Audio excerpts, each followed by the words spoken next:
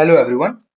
In this tutorial, we are going to see how we can use Spring Boot security in our Spring Boot backend application. So it is going to be a very simple demonstration of Spring security, the simplest way possible. So here I'm going to select Java, I'm going to select Maven and Spring Boot version. In group, I'm just going to give security demo, security demo. Okay, demo project for Spring Boot security. So to check my Java version, just open a terminal, open a new terminal and search for Java double dash version. So as you can see in my system, 24 is installed. Java 24 is installed. So I'm going to select 24.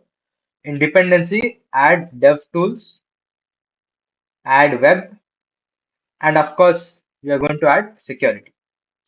Okay. So I'm going to click on generate. So now a zip file will be generated. So I'll just save it in my desktop, spring demo.zip. I'll save it. So after it's downloaded, it's still downloading, I guess. Yes. After it's downloaded, right click and extract it. Click on extract here. After this is extracted, right click and open with code. Open with the code editor of your choice. Here I'm going to use VS Code. So wait for some time until the application fully loads. Okay. You cannot start the application directly. You have to wait for some time so that it starts detecting all the Java. See, after it should activate all the extensions. So I'm just going to pause the video and wait until it start the application completely. So yeah, now you know when you have to start working. Only start working when you see Java ready. If you see something else, don't start the project. It will lag. Okay, because it's still running. The application is still running. So once you see ready, you can start your application. So now why I'm starting right now is to check if everything is running perfectly or not. Okay. So I'll just run it right now. It's starting the application. So I'll just pause the video and wait for it to start. So yeah, as you can see, it will show Tomcat server is started on 8080, and you can see the path is this. So for now, as a generated password has been generated as I've not done anything in application.properties. So I'll copy this, open my browser, go here, localhost 8080. I'll click enter. Now, username will be user, password is the generated password. Click on sign in. So if you have gotten this, this means that application is working correctly. Okay. Now I'll close my browser. It's important to close the browser, or else it won't ask for the password next. Okay. Now, till now what I have done, I've gone to start.spring.io. I have downloaded this zip file. I have extracted it. I have opened VS Code and I've clicked on run. That's it. Now what you're supposed to do is stop the server, go to resources, go to application.properties, and you're supposed to add two things, username and password. Okay, save this. Next thing what you're going to do is you're going to create a new file called home controller.java. Okay, and in home controller.java you're going to write this code. So what does this code do?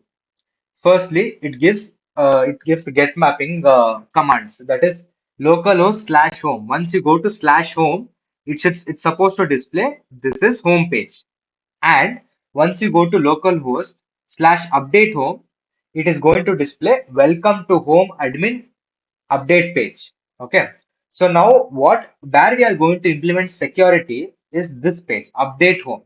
So once I click on slash home, it is going to display this is home page without asking for admin password.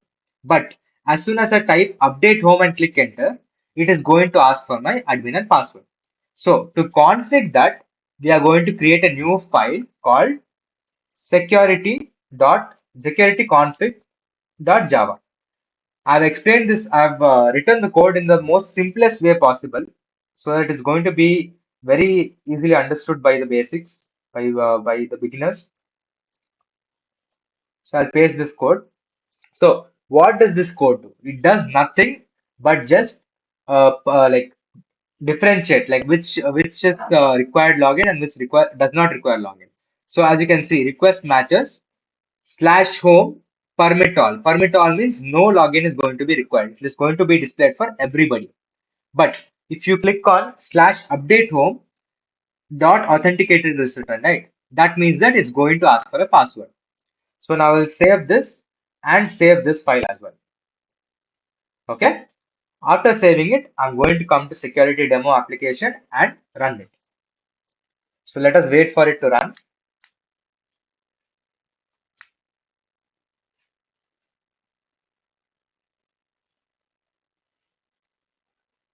So as you can see, it has started. I'll open my browser and search for localhost 8080 slash home. Now it will be displayed without asking any password. Okay, this is home page. It will be displayed without asking for any password. But if I go here and search for update home, it is going to ask for a user ID and password. So the user is Yashwant and the password is going to be testing123. So as you can see, it has showed welcome to home admin update page. If you get this output, this means that you have configured the string security correctly and it has been configured as per your needs. So I hope this video and tutorial is helpful for you. Thank you. And if you have any queries, you can surely use the comment box. Thank you.